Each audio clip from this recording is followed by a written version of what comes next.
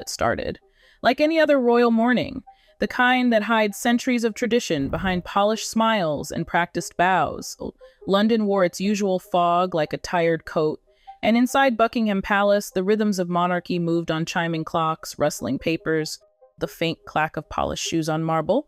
But underneath that surface calm, a storm was gathering, and it wasn't a scandal or a headline or some leaked memoir this time. It was something far more human. King Charles was sick, really sick, and the family was scrambling to keep the walls from crumbling. No one wanted to admit it at first. The whisper started in the corners of the palace, just murmurs between staff members and aides who noticed the difference. His Majesty's walk was slower. His hands trembled slightly. Public engagements were getting shorter, quieter, but the king, stubborn as ever, insisted on carrying on. Well, this was a man who waited almost his entire life to wear the crown, watching silently as decades passed him by. And now that it was finally his, he wasn't going to let go. At least not without a fight. But the body doesn't care about legacy. It doesn't care about gold crowns or red carpets or national pride. And so it betrayed him. Quietly, ruthlessly, his strength started to slip away bit by bit. Treatment for his cancer, first assumed to be manageable, began to take its toll. The palace put out short statements. Routine adjustments. Mild complications. Words carefully chosen to mean everything and nothing at the same time. But behind closed doors, it was chaos. Then came the moment no one was ready for. Prince William stepped forward. The future king, the son who had kept his composure through every royal crisis, he stood in front of the press and, for the first time, dropped the facade. His voice cracked, his words were raw, and what he said sent a chill across the country. It can happen to anyone. You think you're safe, then suddenly everything changes. He didn't say the word dying, but he didn't have to. Well, that one statement broke the dam. The palace could no longer pretend this was business as usual. News anchors dropped their rehearsed tones. Reporters fumbled over their scripts. The British people, who had always seen Charles as more of a symbol than a man, suddenly saw the human underneath, frail, mortal, hurting. And somehow that made it all the more heartbreaking. Inside the palace, Queen Camilla was working behind the scenes like a woman possessed. She rearranged meetings, canceled events, and limited who got to see Charles. To some, it looked like care. To others, it smelled like control. Princess Anne, the king's tough-as-nails sister, wasn't buying it. She demanded transparency. People deserved the truth, she said behind closed doors. Camilla fired back just as hard. He deserves his peace. And just like that, the quiet war inside the monarchy began. Staff started taking sides, Team Camilla, Team Anne. Meetings turned tense. Smiles became forced. Rumors leaked that the queen consort was the one filtering what even William and Harry were allowed to know. And just as the royal family was supposed to be uniting around the ailing monarch, they were fracturing all over again. But this time, it wasn't about scandal, it was about survival. Then came the moment that shook the palace to its core. The king collapsed, not a faint, not exhaustion, a full medical emergency that turned Buckingham Palace into a crisis center.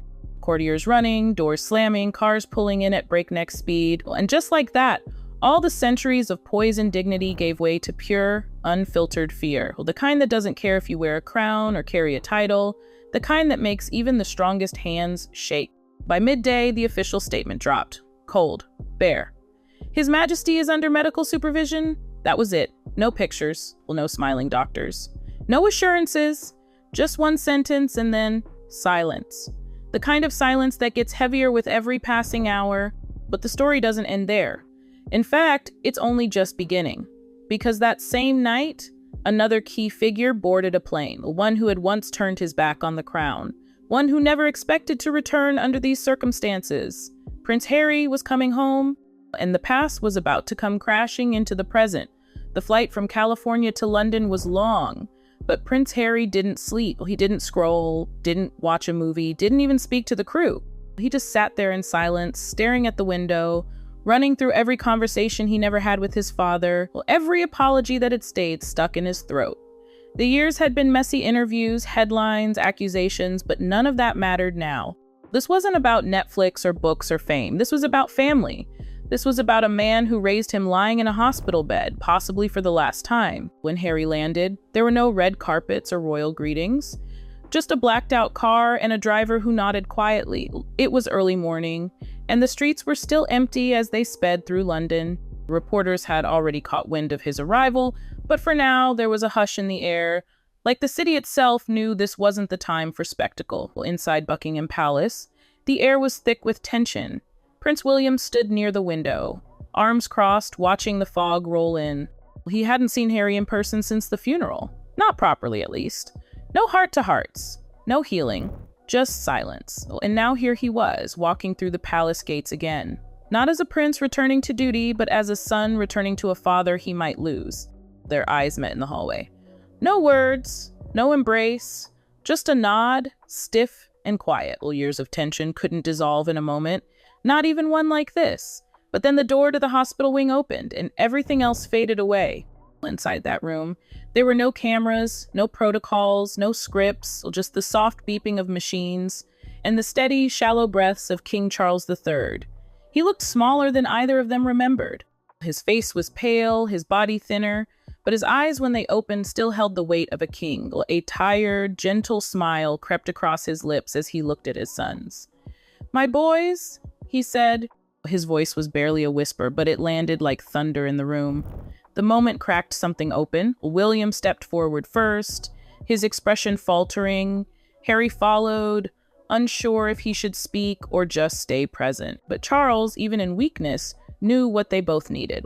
"Remember who you are," he told them, with a kind of clarity that only comes when everything is stripped away. "Remember what you carry." That line, simple, maybe even cliché, hit harder than any royal decree ever had, because underneath all the royal drama, the interviews, the family splits, there was still something sacred holding them together. Blood, history, legacy, and the painful truth that it was all about to change. Outside the palace, the world watched with bated breath. Crowds had started to form, candles lighting up the pavement like a quiet army of hope. Strangers hugged each other. Tourists stopped taking selfies. Even the press whispered. Buckingham Palace didn't feel like a tourist attraction anymore. It felt like the heart of a nation trembling in real time. And then the lights began to dim. Not all at once, but one by one. The windows of the palace, usually glowing with soft golden light, started to go dark. At first, people thought it was a power cut, but those who knew the old guards, the historians, recognized the signal. The candle in the east wing flickered to life. The sign of royal transition. Quiet, dignified, heartbreaking. Inside, Camilla refused to leave the king's bedside. Her hands clutched his, her eyes red from hours of silent crying. Anne sat just down the corridor, in the chapel, whispering prayers. And the two brothers divided by everything, but this stood together for the first time in years, silently guarding the man who had been both king and father. As the night wore on, palace staff moved like shadows, preparing for the unspoken. Portraits were quietly moved. Statements were printed, but not yet released. Military units were notified. Black suits were ironed. Everyone knew what was coming, but no one dared speak it aloud. Tame. At 11:58 p.m., a single red banner flashed across every screen in the country. "The king's condition has deteriorated." It was the sentence no one wanted to see. Not even those who had expected it. And as the city fell into silence, as the hearts of millions clenched at once, one reality became undeniable. This wasn't just about a monarch, this was about an ending. And no one was ready. Morning arrived like a whisper, slow and heavy. The streets of London were quiet, as if the entire city had paused to exhale. Mist curled along the pavements, and the usual rhythm of honking horns and hurried footsteps gave way to something solemn. Outside Buckingham Palace, the crowd stood shoulder to shoulder, wrapped in coats and grief. No one spoke, no one moved. All eyes were on the windows. All hearts were locked in the same unspoken question. Inside the palace, the world had shifted. King Charles, the man who waited nearly his entire life to wear the crown, would not wear it much longer. His doctors had done everything they could, while his family had stood vigil through the night. But some battles aren't meant to be won. At 5:42 a.m., with Camilla's hand in his, Charles opened his eyes one last time. A breath, a glance toward the ceiling, and then stillness. The king was gone. There were no dramatic proclamations, no royal orchestra playing. Just the soft sobs of those closest to him, and the dull ache of history changing its course. Camilla wept silently, holding on to the man who had carried so much for so long. Anne stepped into the hallway, her face pale but composed, and whispered the words to the waiting staff. "It's done." The message spread quietly. A single candle was placed in the central window. The symbolic flame of transition, visible to those who knew where to look. Outside, the crowd stirred. A few gasps. Hands clasped over mouths. And then came the tears. William stood in his father's study, staring at a framed photograph, one of the few that showed Charles not as a king, but as a dad. No crown, no suit. Just him, young, laughing, holding baby William at Kensington Gardens, the man behind the monarchy. And now, William had to become the face of it. He didn't feel ready, but no one ever is. Later that day, he stood before the nation. Cameras captured every blink, every breath, every tremble in his jaw. He wore black, but his voice carried something more than grief. It carried weight. "My father served this country not just with duty, but with heart. He was more than a symbol. He was our strength. And I will carry that strength forward with your prayers and your faith." Across the nation, church bells began to toll, one after another, cities and villages, from steeples and towers. The sound rolled through the air like thunder wrapped in velvet. A nation was mourning not just a monarch, but an era. And though the crown would pass on, something sacred had been laid to rest. Harry remained longer than anyone expected. He helped move his father's personal belongings into preservation. He stood beside William during the preparations for the farewell ceremonies. They didn't hug, they didn't cry on each other's shoulders. But there was a shift, an unspoken understanding, the kind that only comes when you've stood together in a room where everything ends. Camilla disappeared from the spotlight in the days that followed. No press statements, no interviews, just a quiet withdrawal. She had carried her husband through his final days, fiercely and fully. So, now she needed space to carry her own grief. Anne became the quiet organizer, the backbone of the transition, the one ensuring every tradition was honored. Every step followed. The palace moved forward, not out of choice, but because it had to. And the people, they filled the streets with flowers, messages, drawings from children who barely understood what they were saying goodbye to. The weight of it all, the history, the love, the pain pressed down like a soft, steady rain. In the weeks to come, Prince William would become King William. There would be a new coronation, new speeches, a new face on the coins. But behind the formality was something raw. The story of a father and his sons, of a family fractured by time and tension, of a kingdom reminded just for a moment that even royalty is deeply, painfully human.